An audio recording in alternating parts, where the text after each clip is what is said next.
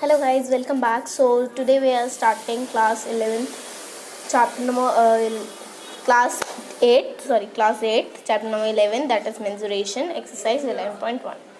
So let's start with the first question. This is the first question of this exercise. Let me zoom it. A square and a rectangular field with measurement as given in the figure have the same perimeter. Which field has a larger area? So यहाँ पे हमें एक rectangular field दे रखा है. ये rectangular field है और ये स्क्वायर फील्ड है. और फिर इसमें क्या पूछा गया है कि इसमें जो मेजरमेंट है वो हमें दी हुई है. ठीक है, दी हुई है और इसका जो पेरीमीटर है वो सेम है. यानी इसका perimeter of square is equal to perimeter of rectangle. तो हमें अब ये बताना है कि क्या इनका जो एरिया होगा वो भी सेम होगा. तो यहाँ पर देखिए, इसकी स्क्वायर की साइड हमें कितनी गिवन है 60 सेंटीमीटर. रेक्टेंगुलर की बस हमें एक साइड गिवन है 80 मीटर, जो कि लेंथ है. हमें निकालनी होगी ब्रेड्थ हम कैसे निकालेंगे कि पेरीमीटर ऑफ जो स्क्वायर है वो निकालेंगे और उसी के बराबर होगा हमारे रेक्टेंगुलर का स्क्वायर और रेक्टेंगुलर का पेरीमीटर, और रेक्टेंगुलर का जो पेरीमीटर होगा उससे हम निकालेंगे इसका बी. और जब हमारा बी निकल जाएगा तो हम एल इंटू बी का फॉर्मूला लगा के इसका निकालेंगे एरिया. ठीक है, तो लेट्स स्टार्ट. तो देखिए यहाँ पे मैंने कर रखा है पहले से. चलिए, तो हमने यहाँ पे क्या किया, perimeter of rectangular is equals to perimeter of square, जो कि हमें गिवन है. ठीक है, गिवन है. तो पेरीमीटर ऑफ रेक्टेंगुलर क्या है हमारे पास 2l + b फॉर्मूला होता है. पेरीमीटर ऑफ स्क्वायर का फॉर्मूला क्या होता है, साइड स्क्वायर भी हो सकता है और 4 इंटू साइड ही होता है, 4 इंटू साइड, या फिर हम साइड प्लस साइड मतलब 4 टाइम्स साइड करके प्लस कर दे तो वो भी हो सकता है फॉर्मूला. चलिए, लेंथ हमें पता है, ब्रेड्थ हमें नहीं पता, तो हम क्या लिखेंगे 2 इंटू 80 + b. ठीक है, इतने पे छोड़ देना है. इज इक्वल्स टू, अब इसकी एक साइड कितनी है 60 मीटर की है, सो 4 इंटू 60 पेरीमीटर निकल जाएगा इसका. एंड दिस, फिर ये इक्वेशन बन गई 4 इंटू, ये देखिए हमने लिखा यहाँ पे 280 + b is equals to 4 into 60, ये लिख दिया. उसके बाद 80 + b हमने यहाँ पे रहने दिया ब्रैकेट में, या ब्रैकेट खोल दीजिए. 4 इंटू 60,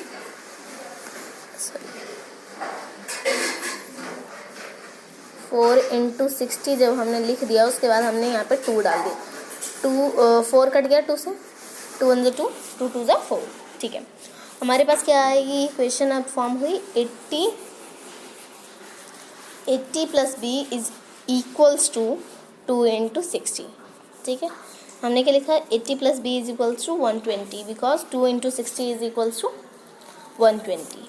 देन फॉर्म क्या हुई इक्वेशन, नहीं 80 + b इज इक्वल्स टू, जब 120 आ गया हमारे पास तो 80 को कांस्टेंट है तो इस तरफ ले जाएंगे. इस तरफ यहाँ पे क्या हो रहा है, ये प्लस का साइन है, यहाँ पे प्लस का साइन है, कोई साइन नहीं है, कोई इंटीजर साइन नहीं है, यानी वो प्लस का साइन होता है. That means b is equals to 120 - 80 inverse हो जाते हैं यहाँ पे आके. सो b हमारा निकल गया 40 मीटर निकल गया हमारा. जब अब b निकल गया है हमारा तो हम दोनों का एरिया निकाल लेंगे और फिर हम बता देंगे कि कौन सा एरिया, किसका एरिया जो है ज़्यादा है. तो चलिए निकालते हैं एरिया. एरिया ऑफ रेक्टेंगल का फॉर्मूला क्या होता है, l इंटू में b. तो लेंथ हमारे को गिवन थी 80 और b हमने निकाली जो है 40, तो 80 into 40 meter is equals to 3200 meter square. Square क्यों लगाया हमने, क्योंकि ये एरिया है. Area of square is equals to side square. तो साइड स्क्वायर हम साइड इंटू साइड को बोलते हैं ना, साइड इंटू साइड। हाँ, साइड इंटू साइड भी लिख सकते हैं या फिर साइड स्क्वायर भी लिख सकते हैं, ठीक है।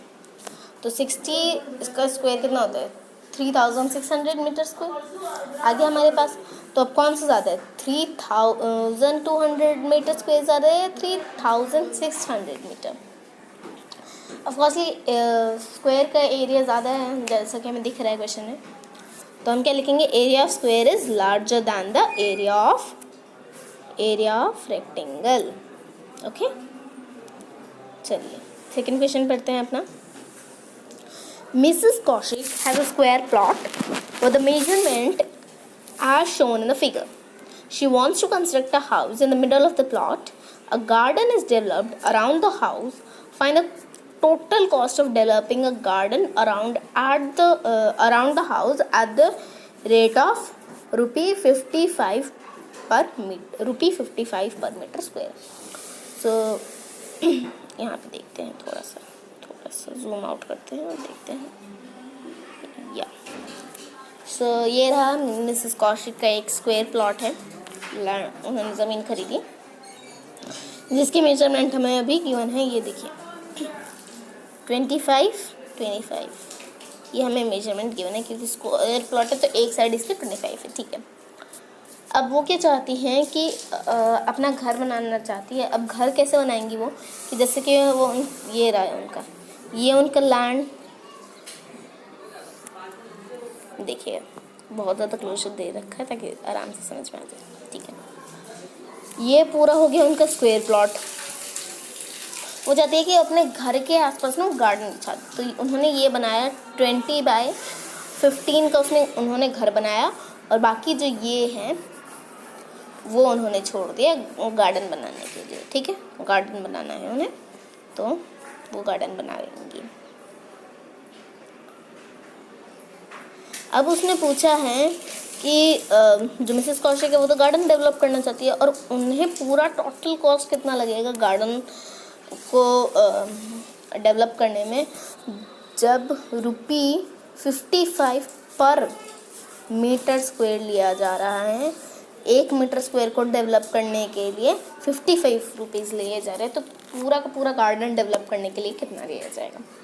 तो इसके लिए हम क्या करेंगे, पहले ये एरिया निकालेंगे पूरे स्क्वायर प्लॉट का। इधर देखिए पूरे स्क्वायर प्लॉट का हम एरिया निकालेंगे, उसमें से हाउस का एरिया क्या करेंगे माइनस, ठीक है। तो निकल जाएगा हमारा गार्डन का एरिया पूरा।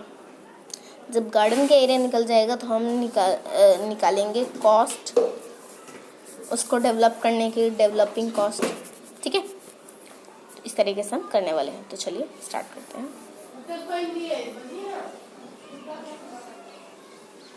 ठीक है, तो हमने कुछ यहाँ पे फिगर बना लिया रफली। हमने यहाँ पे लिख दिया कि एरिया ऑफ गार्डन जो है वो हमें कैसे मिलेगा, कि अगर हम एरिया ऑफ प्लॉट को माइनस कर दें, प्लॉट के एरिया में से हाउस का एरिया जो है हम माइनस कर देंगे, तो हमारे पास क्या आ जाएगा, इस गार्डन का एरिया, ये वाला एरिया हमारे पास आ जाएगा।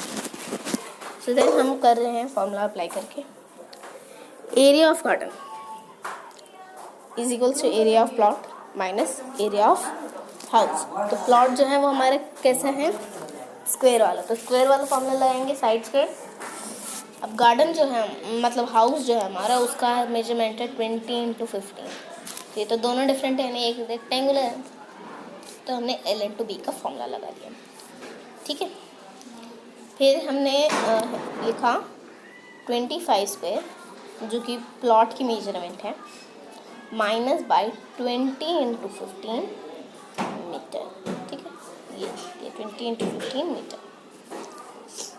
25 स्क्वायर का जो हमारा आंसर है वो 625 आएगा, माइनस बाय 15 टू 30 और 0, ठीक है।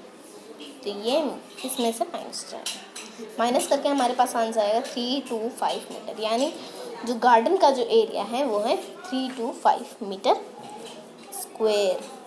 स्क्वायर आएगा यहाँ पे, डोंट माइंड। तो अब 1 मीटर का कॉस्ट कितना हमें दिया था कि अगर हम गार्डन को बनाएंगे तो हमें कितना कॉस्ट लगेगा 1 मीटर के लिए, 55 रुपी। कॉस्ट ऑफ 1 मीटर कितना लगा हमें, 55 रुपी, ठीक है, 55 रुपी लगा।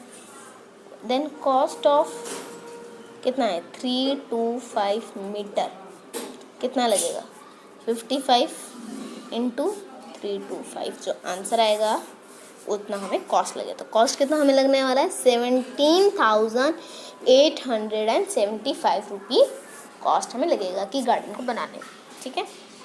तो ये हो गया हमारा second question. Moving towards the third question. The shape of a garden is rectangular in the middle and semicircular at the ends as shown in the diagram. Find the area and perimeter of the garden. Length of the rectangle is 20 minus 3.5 plus 3.5 meters, ठीक। तो हमें एक जैसे कि हमें दिख रहा है ये शेप दी गई है, कैप्सूल टाइप शेप है। तो इस तरीके की ये रही शेप, ये रही हमारी शेप, ये रही कैसे दिख रही है अभी हमें, ये रही, फिर यहाँ सॉरी एक सेकेंड,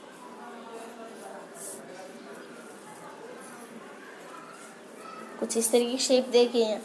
तो इस ऐसी कोई शेप जो है उसका तो हमारे पास फॉर्मूला नहीं, हम कैसे निकालेंगे इसको, कि इसने ना यहाँ पे इस तरीके से डिवाइड करते हैं। तो ये क्या आ गया हमारे पास, एक सेमी सर्कल, 2 सेमी सर्कल, पूरे आ गए हमारे पास 2 semi circle. And we have this one,